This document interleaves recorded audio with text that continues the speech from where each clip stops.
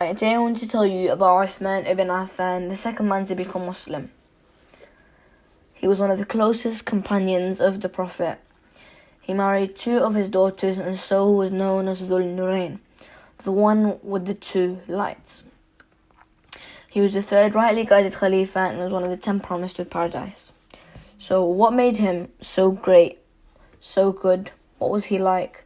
How was he promised paradise? What did he achieve? And finally, how was he martyred? We'll find out by the end, but first let's go to the beginning of his life. Uthman was 6 years younger than the Prophet, and so he was 34 when he became Muslim. He came from the leading Umayyad tribe who were political leaders and was related to the Prophet on his mother's side.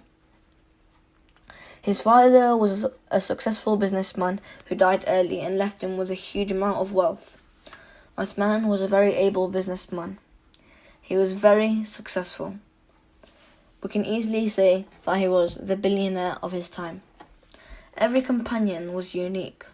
Uthman had great abilities and characteristics. We're not talking about any ordinary person. He was a special person. He was known for his modesty and decency. He was very pious and would often spend the night in prayer. At the Battle of Tabuk, which happened nearer to the time of harvest season, so the people had run out of money, many companions wanted to go with the Prophet on this battle, but were unable to because they didn't have the means. The Prophet called out to the Muslims to donate what they can. Uthman came forward and said, "I will contribute 100. The Prophet asked again. Uthman said he would contribute another 100 camels. The Prophet asked again and again and again until Uthman had contributed 700 camels. He then added another 50 horses and gold. The Prophet was so happy with Uthman and made dua for him. All your sins now, before, and in the future are all forgiven. Once Uthman bought a piece of land from someone at a good bargain. Later the man changed his mind. When Uthman met him and asked him why he hadn't collected his money, he said, "I am unhappy about the price you have paid me for it." Uthman said, "No problem, you can have your land back." He was easygoing and lenient in his business dealings and everyone loved to deal with him.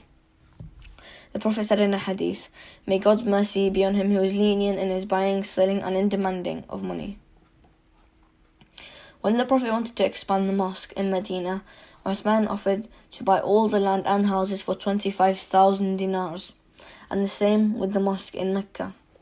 What an immense reward he will receive for helping building the two holiest places in Islam. It is difficult to find these characteristics all together in one man. Generous, modest, rich, lenient, and pious.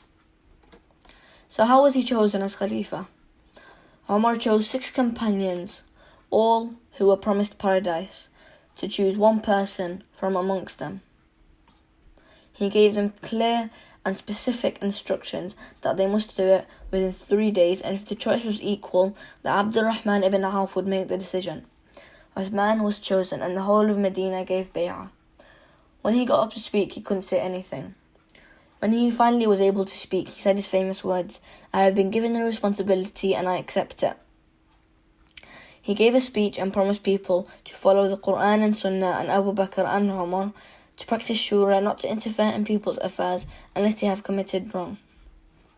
So what were his achievements? He gave special attention to the capital Medina as the religious centre of the Islamic State. He became alarmed when he noticed that the youth were becoming engaged in keeping pets and ordered them to be killed. He wanted them to be engaged in the affairs of the hereafter and gaining knowledge and doing good deeds.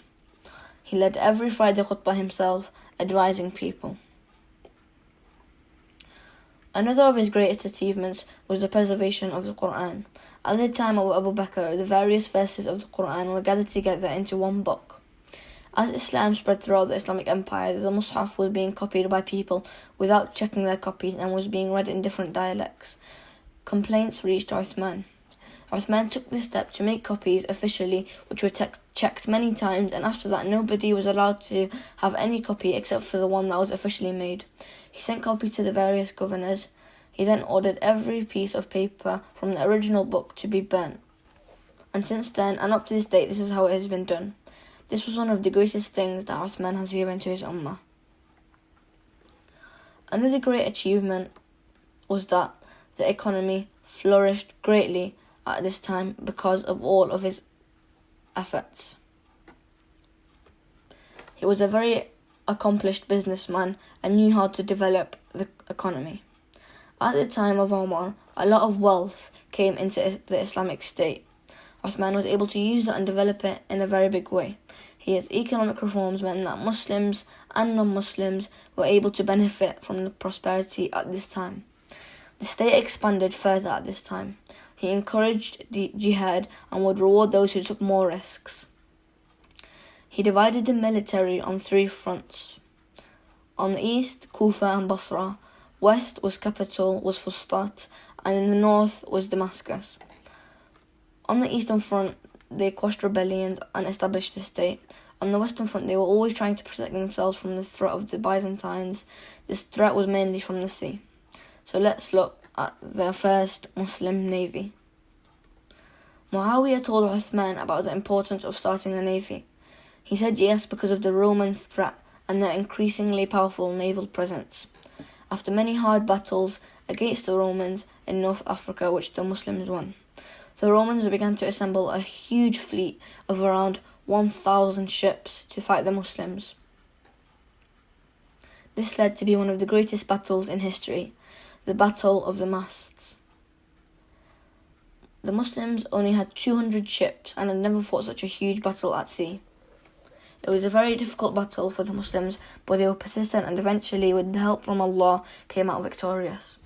Uthman completed 12.5 years in leading the Muslims. He was 83 years old when he died. So how did he die? A Jewish man in Egypt started to spread evil rumours about Uthman. A group of rebels gathered against him and surrounded his house for 40 days. He did not allow the Muslims to fight in Medina, as he did not want blood to be spilt for him.